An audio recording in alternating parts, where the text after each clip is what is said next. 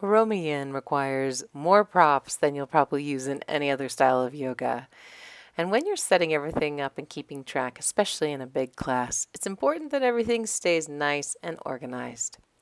So you just saw how you set everything up. Now let's look at each prop individually. So starting with the mat goes underneath of the big blanket so that there's no slippage on the hardwood floor.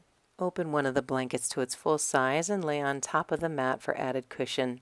2 extra blankets are great to have if you get cold or for added support. Next, we'll take a look at the small skinny bolsters. It's good to have 2 of them. If you don't have those, you can roll up a blanket. And big, thicker bolsters that are more rectangular in size, 2 are ideal. For blocks, the preference is for 4 inches wide and 4 total. Next, we want to have 2 belts. Watch that you have at least 1 belt that is longer, about 8 feet. And then 2 eye pillows for extra luxury in those restorative poses. I think we have everything we need to set up. Great work.